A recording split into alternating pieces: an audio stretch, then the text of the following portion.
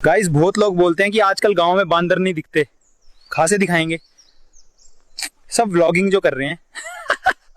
Good morning guys, कैसे हो सब। आज मैं और मेरा रामू चले हैं जंगल एडवेंचर पे। जंगल में रहने का मजा है कुछ और है यार, ठंडी फ्रेश हवा। या अब तो शिमला में भी बहुत गर्मी आने लगी यार, पता नहीं क्या होगा। क्या गाइस, आपने ये देखा जंगली मुर्गा? इसे देख के तो एक बात याद आ गई, जंगली मुर्गा किसने खाया?